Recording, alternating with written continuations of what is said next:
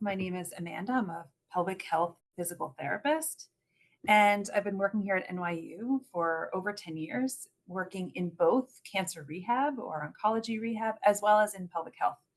And so I help patients throughout their treatments and survivorship when it comes to pelvic floor dysfunction, and we'll go over exactly what that means. The location that I work in is ACC, which is on 38th Street between 2nd and 3rd Avenue on the 16th floor. That's where physical therapy is located, and specifically pelvic health physical therapy. So I'm anxious to get started and looking forward to explaining to you the role of pelvic floor rehabilitation in survivorship. My objectives for today will include introduce the pelvic floor muscles to define sexual health, to review the impact of medical management on sexual health, and then to discuss how exercise and pelvic health physical therapy can help in sexual health in survivorship, and then we'll have a Q&A at the end. I would like to begin by saying that I will be showing some products, but I have no financial disclosures. So let's begin by saying that your pelvic floor muscles are a bowl-shaped group of muscles that live at the base of the pelvis. Both males and females have pelvic floor muscles, and it is a combination of soft tissue, muscle, as well as visceral tracts. And this is skeletal muscle, which means it's muscles like your arms and your legs. Your brain controls when they squeeze and when they relax. And the function of the pelvic floor muscles is to aid in supporting our pelvic organs, being the bladder, the uterus for females, and the rectum. They aid in the closure of the bladder, so keeping in urine and keeping in stool. They have some other functions.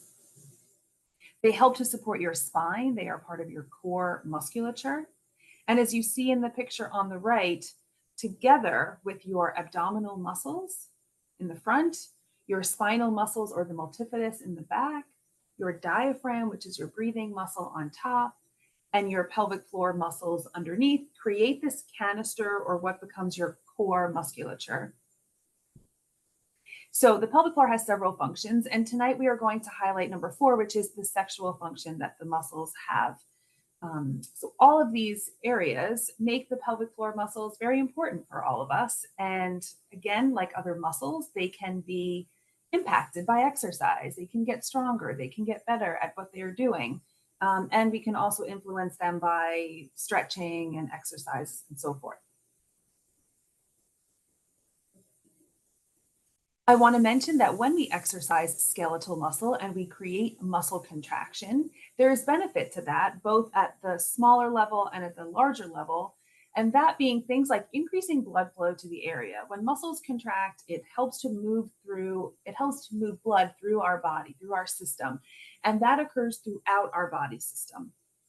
In the increased circulation of blood flow, we also have increased circulation of oxygen. That can also be extremely healing and important for all systems, including your musculoskeletal system. As we know, exercising your muscles can also improve their strength and again, improving their function. All of this leads to an overall increase in the performance of skeletal muscle. Okay, so let's define sexual health. Sexual health, as defined by the World Health Organization, is a state of well-being that encompasses physical, emotional, mental, and social aspects of sexuality. It is more than just the absence of disease or dysfunction.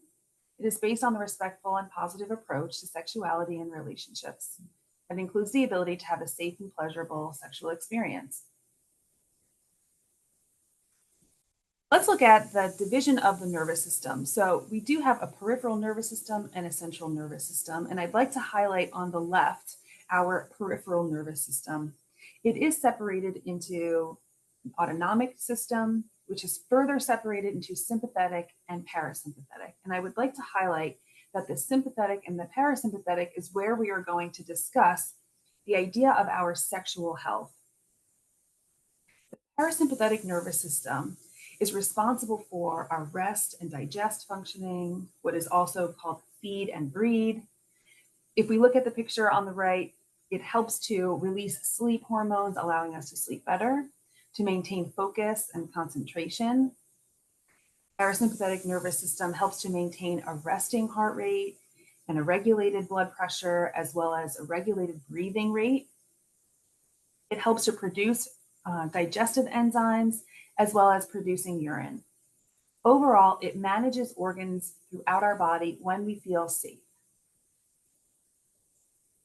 In contrast, the sympathetic nervous system is more focused on our safety and survival, and is sometimes considered the alarm system, helping to keep our body safe in times where we may appear to be in danger.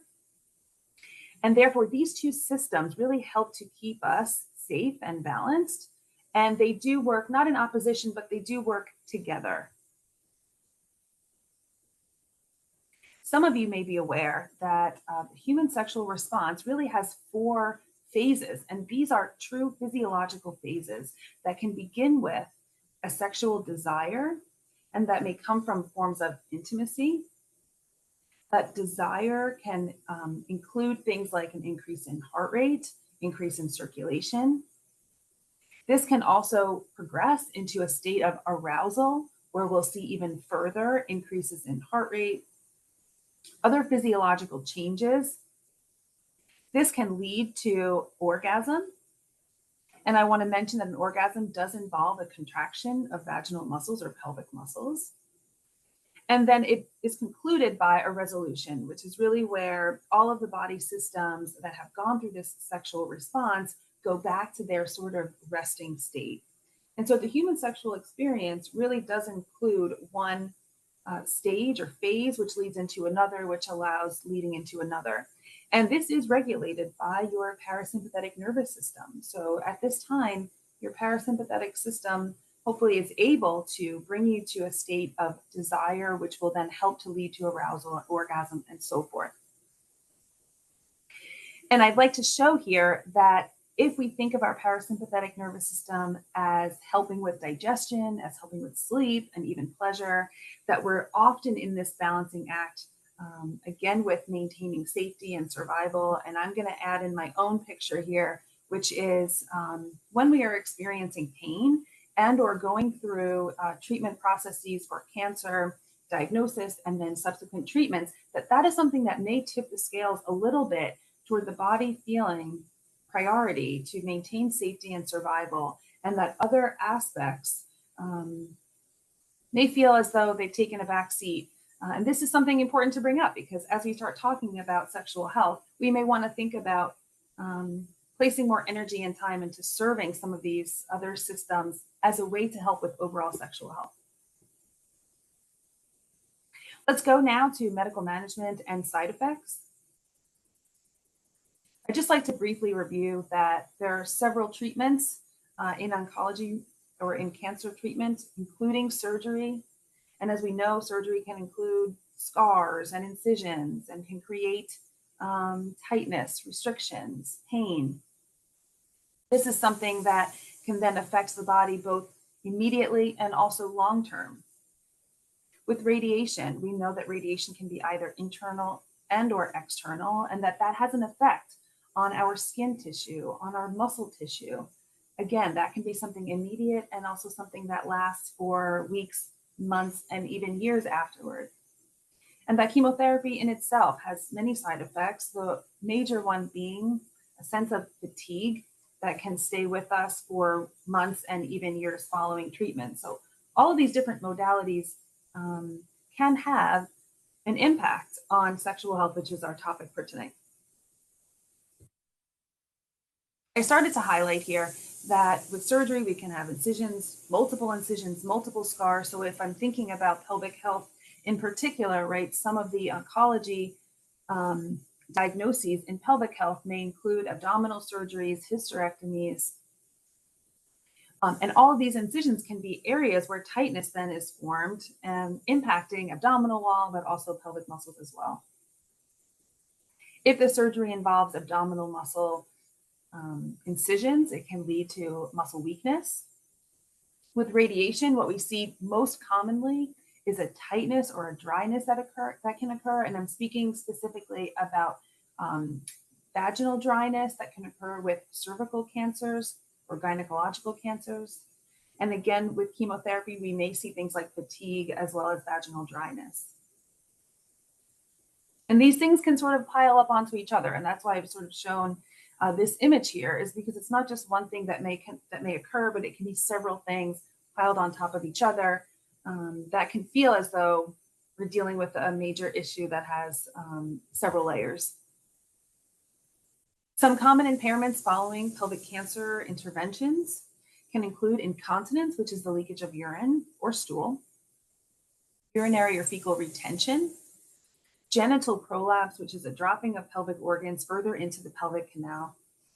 And by the way, that can be experienced as a feeling of heaviness or fullness, like something is dropping. Sexual dysfunction, which is our topic for tonight, the experience of pain, fatigue, and overall reduced physical function. Some of these factors can then lead to vaginal dryness, as I mentioned, most specifically following surgery, as well as radiation treatments. Stenosis, which is a narrowing of vaginal canal, and of course that can impact sexual function. There can be reduced libido or sexual desire. Anorgasmia, which is defined as delayed, infrequent, or absent orgasms, as well as painful intercourse, or what is called dyspareunia.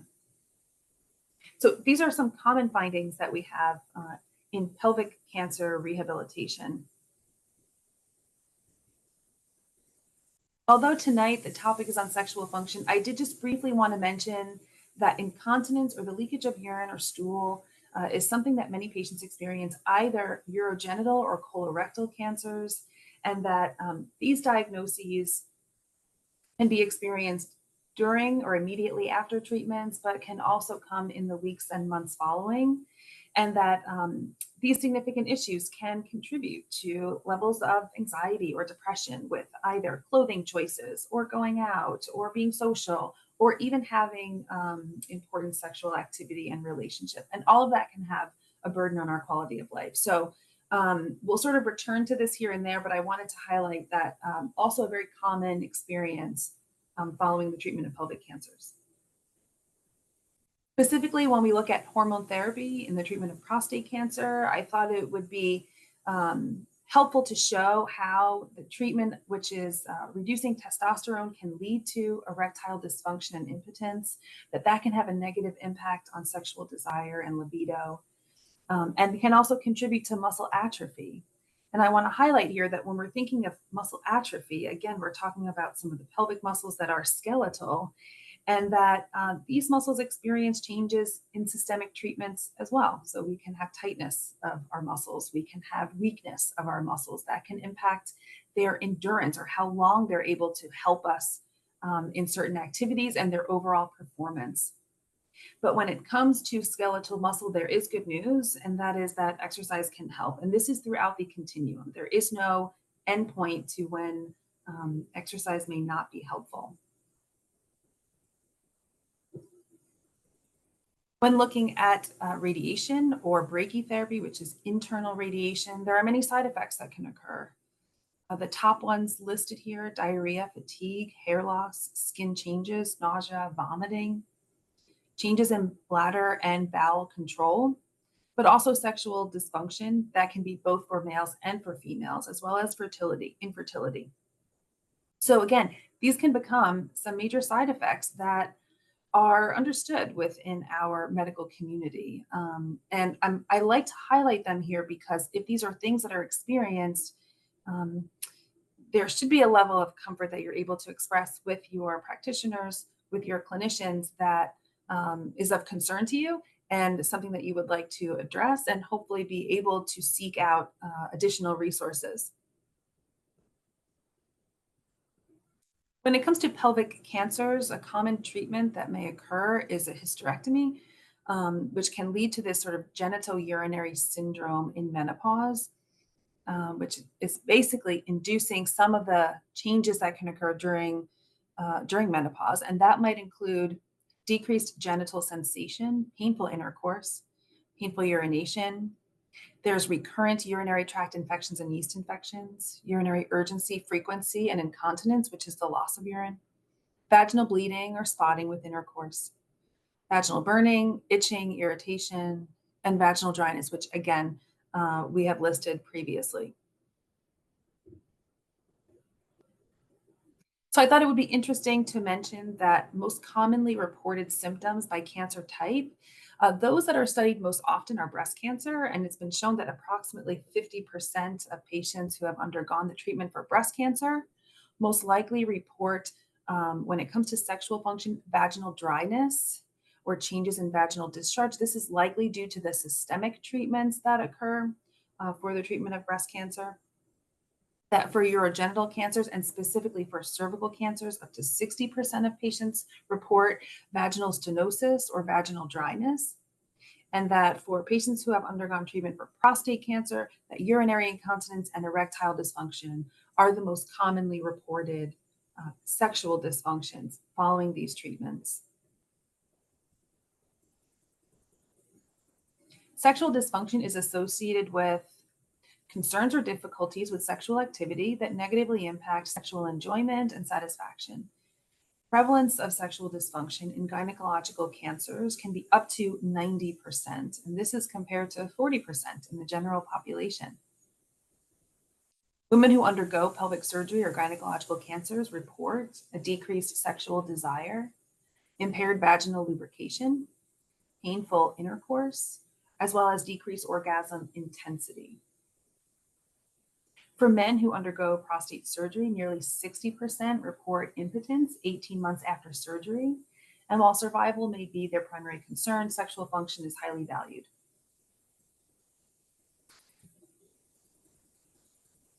This particular study looked at specifically pelvic floor dysfunction and sexual function in patients who had undergone treatment for cervical cancer. And I thought I would highlight here that what came up as the number one, 45% of patients, is that they experience sexual dysfunction, even more so than urinary incontinence or fecal incontinence. So it's a major issue. It's a big problem, and people are seeking resolution of how can we restore this as an important aspect in overall quality of life and survivorship. The image on the right just kind of shows how one thing can lead into another. So there can be a toxicity from treatments that can lead to a cystitis or an irritation or a narrowing of the vaginal canal. That narrowing can also lead to a fibrosis where there's more of a hardening of tissue as it loses some blood flow and some oxygen to that area. In doing so, it reduces its elasticity, its ability to stretch. That can contribute to pelvic floor dysfunction and then ultimately sexual function. So I would like to introduce now what is pelvic health and what is pelvic floor physical therapy and how can we intervene in a way that can improve some of the symptoms that we've started to review together. So showing you another angle of what our pelvic floor muscles look like, you can see the picture on the left is showing that there's sort of this hammock that is created underneath our pelvis from the tailbone, which is here, to the pubic bone in the front, and that it is helping to hold up and support your bladder, the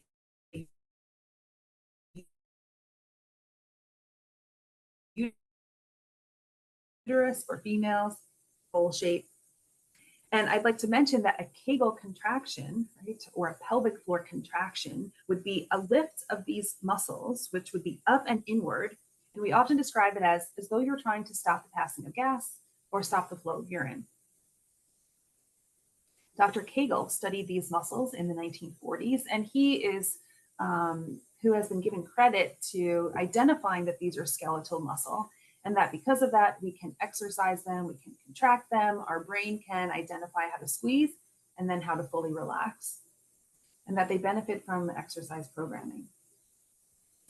On the right, you'll see a picture from the underside. So I'd like you to be able to see that it truly does create a hammock, that it supports our pelvic organs. It becomes the gatekeeper for when we want to hold in urine, we squeeze these muscles.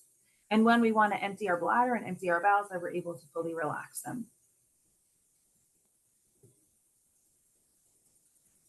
So, what to expect if you were to speak to your physician or medical team about some of the issues that maybe we've highlighted, and that pelvic health physical therapy is something that may help you, right? We think of physical therapy as assessing muscle function in a way and restoring whatever that may be, whether it's strength, whether it's endurance or flexibility or performance.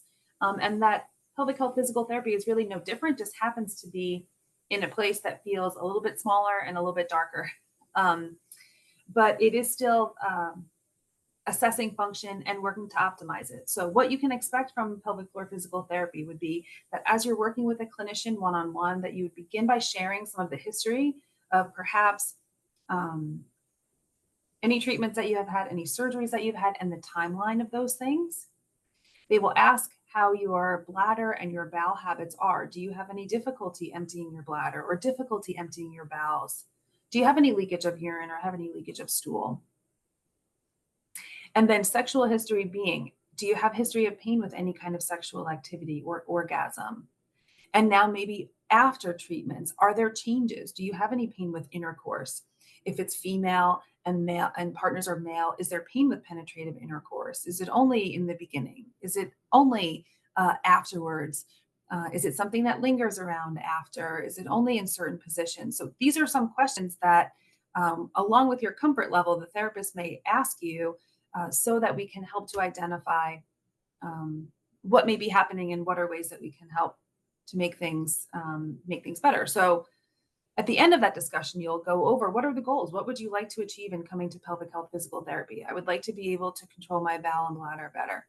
I would like to have increased comfort. Maybe intercourse is painful, and how can we help to improve that if some of that discomfort is coming from more of a muscular standpoint?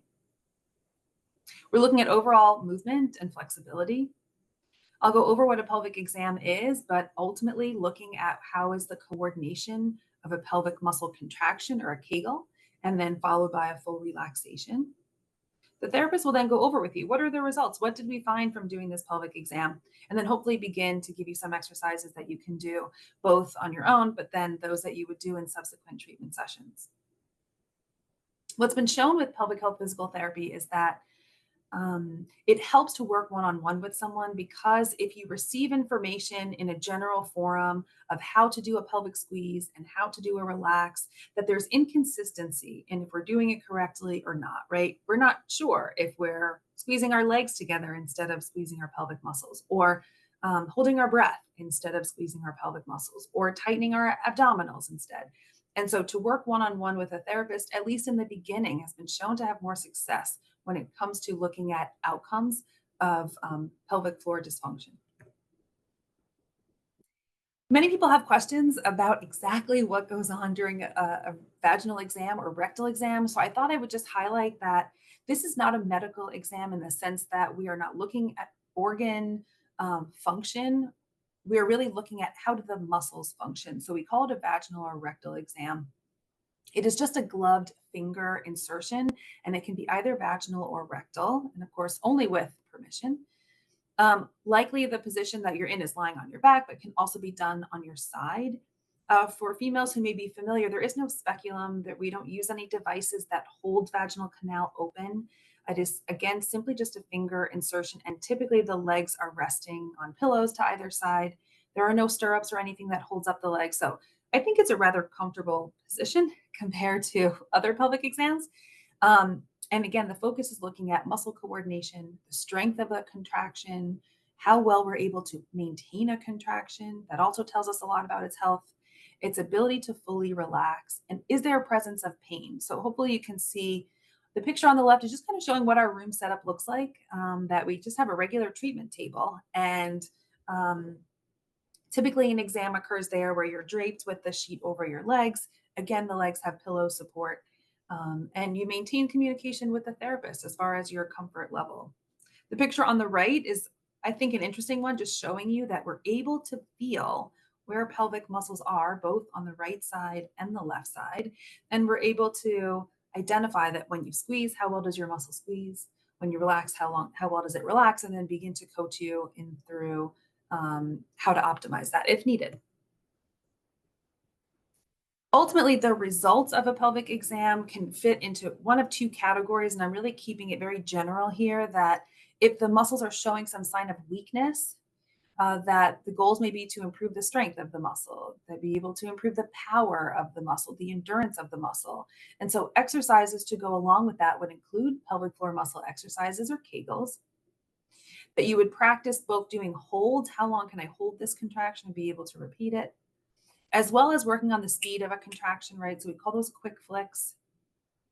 What would be added here is some abdominal exercise. Typically, when we look at that core, if you remember from the picture way back, right, we think about pelvic muscles as being the only ones that can close bladder and close rectum. But in fact, they work together with your core musculature. So adding abdominal exercise is always part of the mix at some point.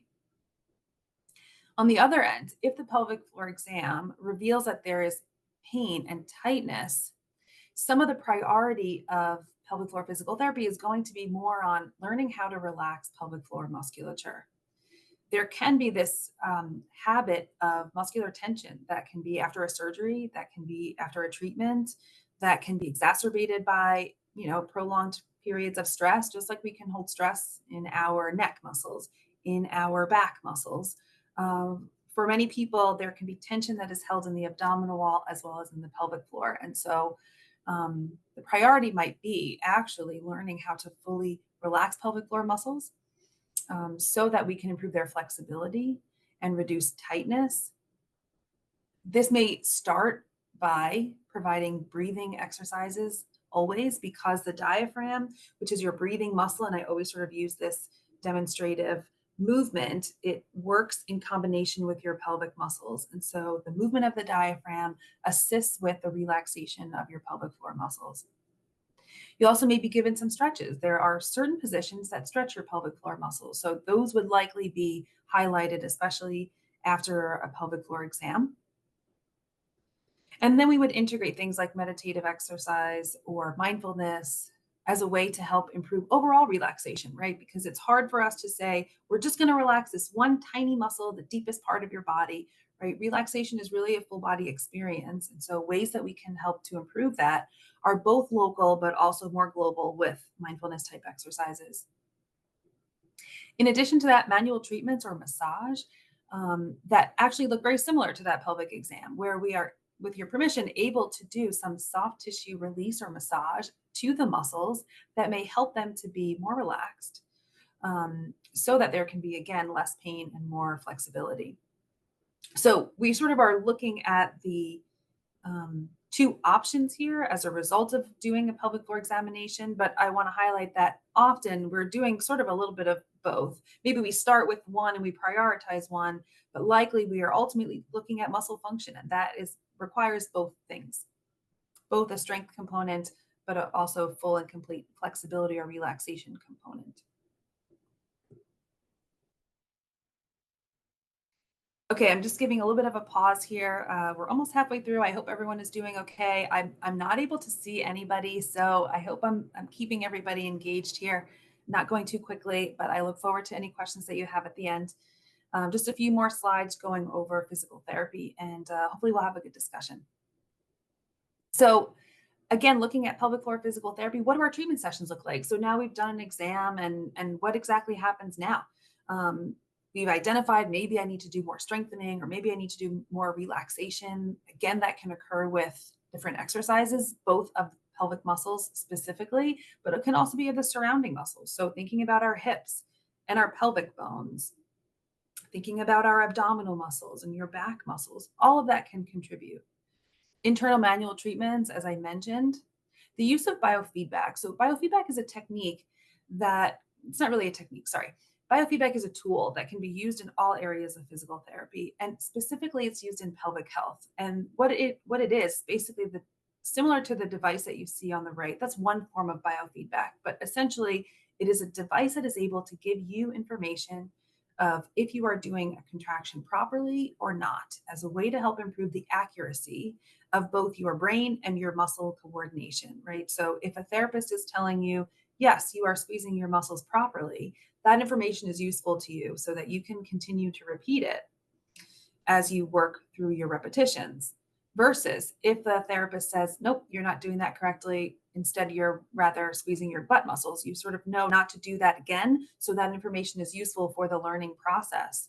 Because we cannot see our pelvic muscles, it becomes a barrier to if we are understanding if we're doing them correct or not. So a biofeedback device gives us a visual and or an auditory cue of when you're doing a squeeze, we'll see the little bar go up or we'll hear a dinging sound. And when you relax, the device will go down or you'll hear an absence of the sound. And that's a learning tool. And I'll show you some other samples of that. There are devices that are meant for a clinic, which is what you see on the right, but then there are also some more high tech or patient facing devices that are a little bit more fun. They're a little bit more gamified, I think is the word, but it's sort of like a game that you can download on your phone, and then it's able to help you with squeezing muscle and relaxing the muscle. Frequency of physical therapy can be somewhere in the 1 to 2 time a week range. That has been shown to be useful, that the repetition of working with a therapist and receiving feedback from 2 times a week, but can also be 1 time a week, depending. Oftentimes, people may start with twice a week for the first several weeks and then be able to wean down to 1 time a week. Again, similar to maybe other forms of physical therapy that you're familiar with. And then how long does physical therapy last? It really depends on what the goals are, how long it takes for us to achieve them, to feel that we have a good handle on how to manage things on our own. So it can be somewhere between 4 weeks, 6 weeks, but can be even longer, something like 12 or 16 weeks. And so it really depends. And sometimes people ask, what is the best time to have physical therapy? And, there are ways where having physical therapy immediately after treatment can be useful so that you can get information and start working with someone immediately. But it can also feel rather overwhelming to go right from the end of one treatment immediately into physical therapy, which occurs every week. And so some people prefer to wait a little bit longer. And so that's something that we're mindful of and respectful of. And hopefully you can work with a therapist to identify what would work best for you. Okay, I want to discuss vaginal dilators. So if we were to identify that there is vaginal stenosis that has occurred from either a surgery and or radiation treatments, and that one of the goals would be to reduce the stenosis so that I can have penetrative intercourse, or I can have a vaginal exam, a medical exam, which is needed every year or so, that I'd want to maintain the formation of the vaginal canal. And a way to do that would be the use of vaginal dilators. So these are either plastic, which is what you see in the center, and or silicone, which is what you see on the left. These are devices that can start as small as finger. They are inserted vaginally, and then the goal is to every day or every other day with some frequency that I'm working with these vaginal dilators to help my body to relax once this dilator is inserted and to become accustomed to having something inserted, but being able to fully relax my body in order to allow that to occur. The cool water cones, what you see on the right, these can be placed in the fridge. And so that can be rather soothing if we experience a sensation of vaginal burning, which may happen with radiation treatments. They come in three sizes, so a smaller size, a medium, and a larger size.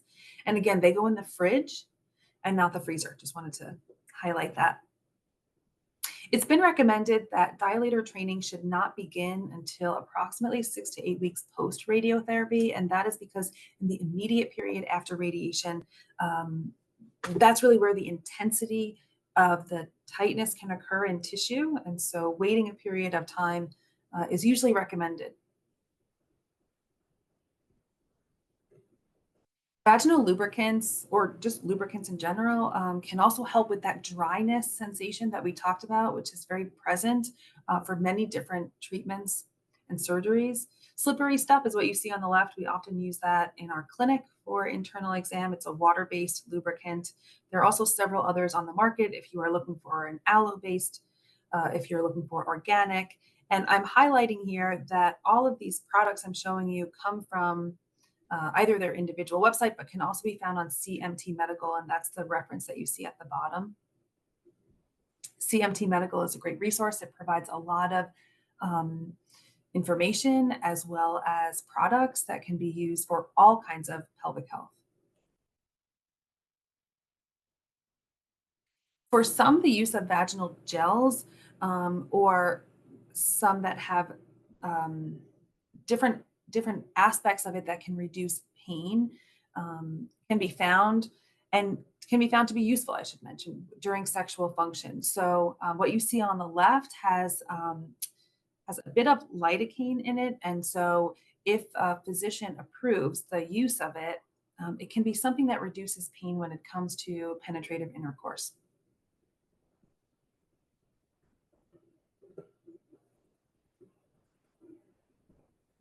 During physical therapy, I mentioned that manual treatments or massage is something that can be done internally at pelvic floor muscles. And as a way to help continue or prolong the effect of that, devices have been developed to help someone perform self massage to themselves, right? In a way that doesn't require you to move your arm in very awkward positions and be able to reach to where your pelvic floor muscles are. So the device on the left is called a wand. This wand, by the way, is only inserted just to this very first curvature. The rest of it is really just a handle in order to make it easier for you to access. In working with a pelvic health physical therapist, we would be reviewing exactly how you would use a device like this. I'm showing you the picture on the right, the sort of clock formation, because my education usually includes that your pelvic muscles live on the side walls and that your location of where you're massaging is really somewhere between this 3 and 5 and then this 7 and 9 location, right? That's where your pelvic floor muscles are. And that's where you would want to maintain your pressure as you're working from one side and then to the other side. Just like we might do for different kinds of massage technique, we can hold an area that feels tender and just sort of do some breaths here while I'm just maintaining pressure.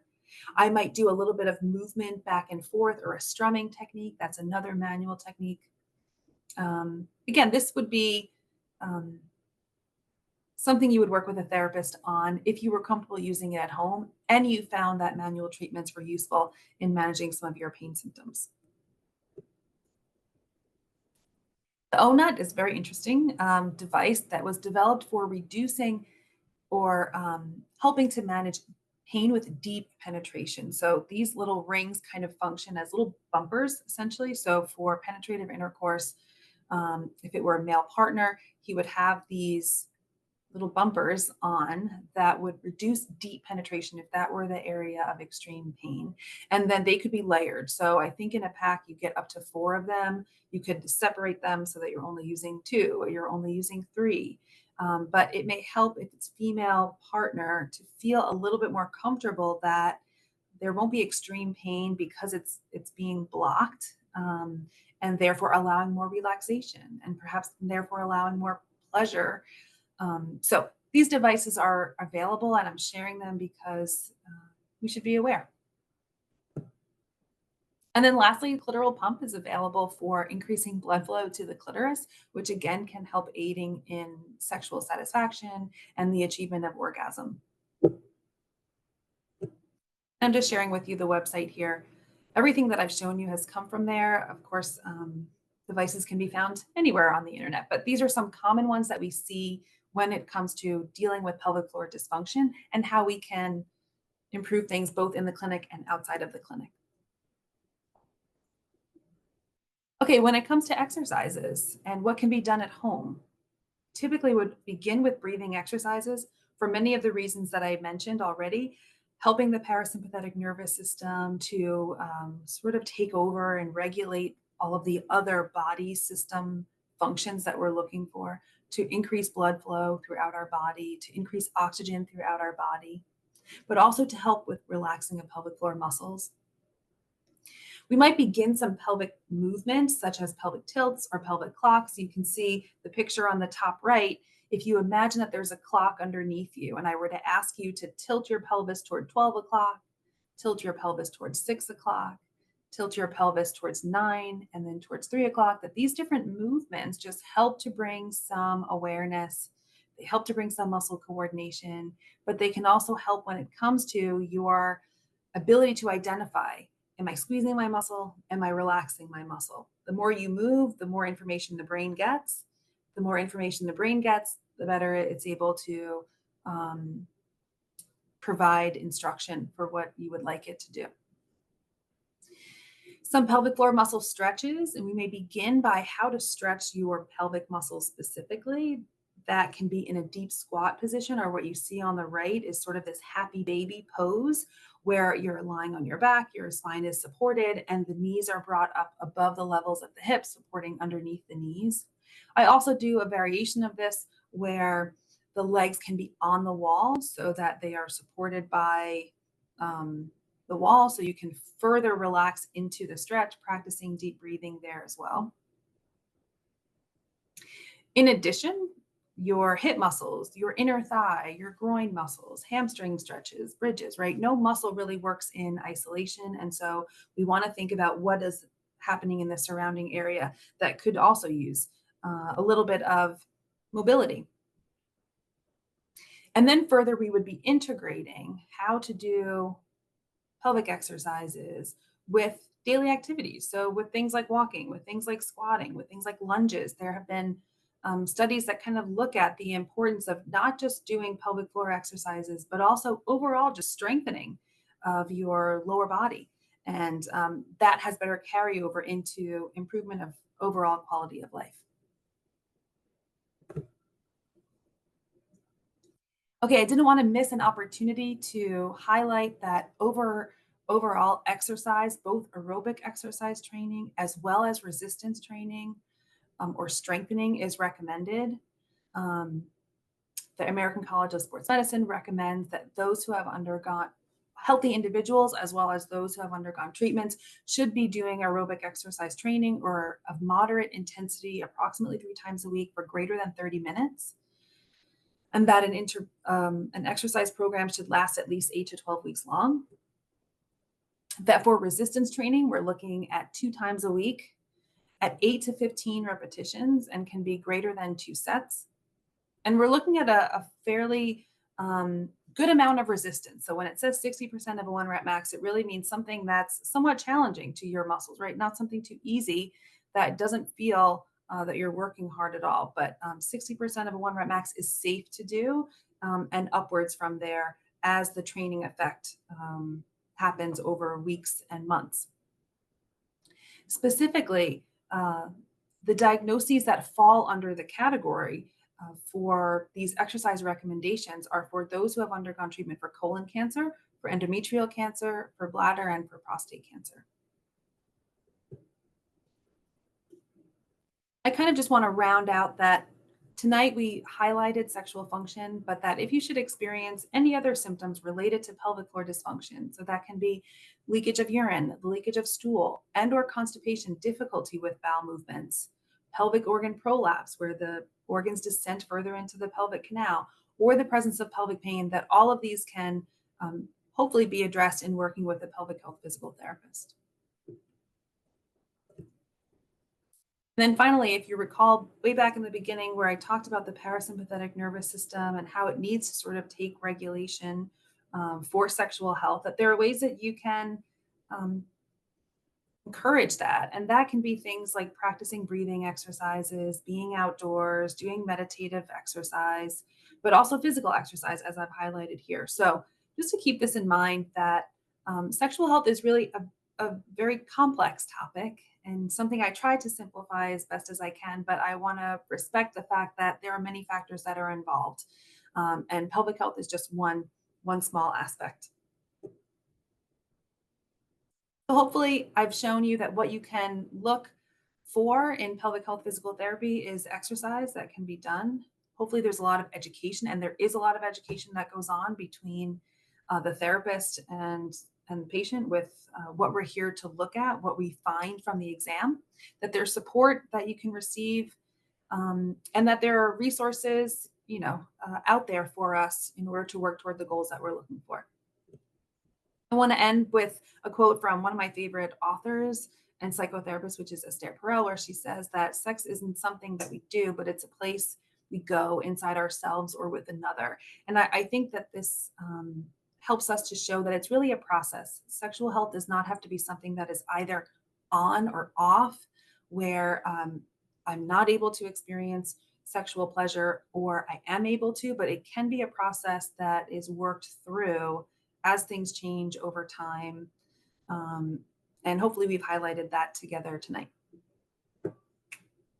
I want to thank you so much. I've hopefully left enough time for questions. I think so. So I want to thank you all so much, and I hope it was helpful to you. I'm going to go ahead and unshare my screen just so that I can see maybe what some of the questions are. And these are my references. Well, my first recommendation would be if you haven't had pelvic floor physical therapy to try, because although there has been a surgery, it doesn't sound like there's been any assessment of how the muscles are functioning. And um, that can certainly aid in dealing with urinary urgency. So that would be my recommendation, is to work with a pelvic health physical therapist if you have not done so already. I believe I tried to highlight that with radiation, what we can see is this sort of shrinking of tissue. There's reduced blood flow. And over time, that can have long term effects on a narrowing of vaginal canal, which is where someone can experience stenosis. And that can be associated with either difficulty with penetrative intercourse, difficulty with internal exam or speculum exam. Um, and so dilator training, if done consistently, can help with that. Um, and again, if there's sort of not a set protocol for how to use vaginal dilators, but working with a therapist, I think, can be beneficial. Um, Somewhat of a frequency, and it does seem to be that long-term use of vaginal dilators is what has shown the best long-term effect. So something like closer to several months or even a year of working with vaginal dilators could help to improve symptoms of vaginal stenosis.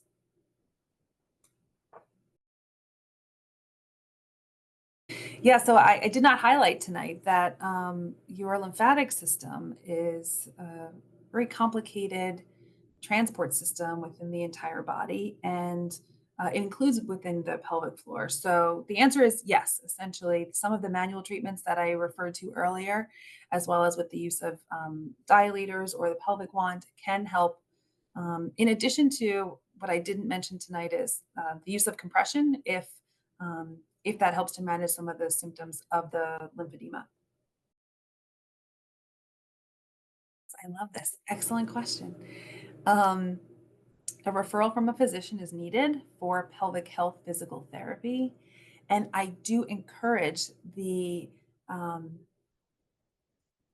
questioning to practitioners, whether it's an OBGYN or an oncologist. If this is something that you feel could be beneficial to you, it may not be offered. It may not be something that a clinician knows that you're experiencing vaginal stenosis. And so being able to speak up about it and the concern for wanting to work on it can help to prompt that, yes, a referral to pelvic health physical therapy may help me with this. It can, right? So if we think of scar formation as a continuum of something that occurs over weeks and months, that solidifying of collagen as it gets more firm and more firm over weeks can be influenced by the use of working with dilators. So there are many times that a pelvic surgery um, now has occurred. And over these next several weeks, we want to be able to maintain flexibility of vaginal canal. And so, yes, the use of vaginal dilators is one way that we can help to do that in the immediate weeks and months following.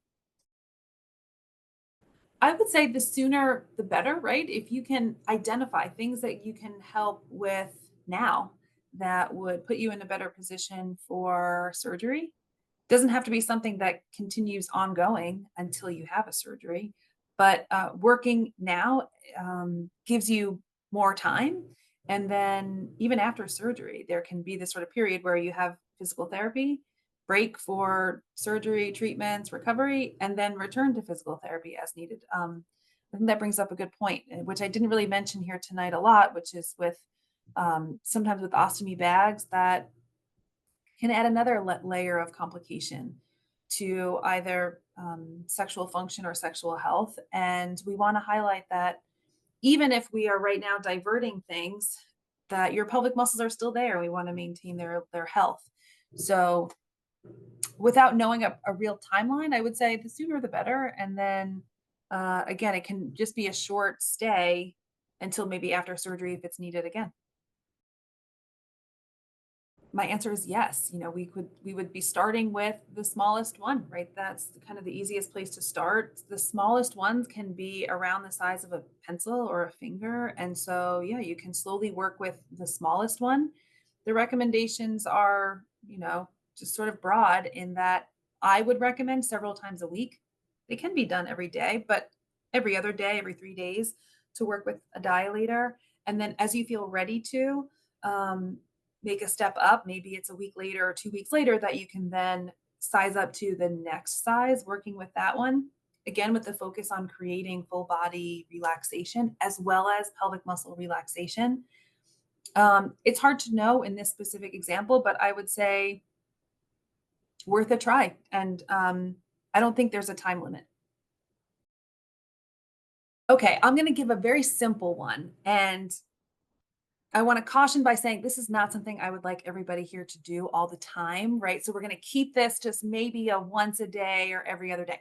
So if you're urinating, right, you're emptying your bladder and you try to stop the flow of urine, right? This is an active functional test of your pelvic floor muscles. Am I able to stop my flow of urine? That's really a functional test showing us, can I coordinate the movement and are my muscles strong enough to do so? Now, I'm saying that with caution because when you go to the bathroom, you do want your muscles to be fully relaxed, right? I mentioned that earlier.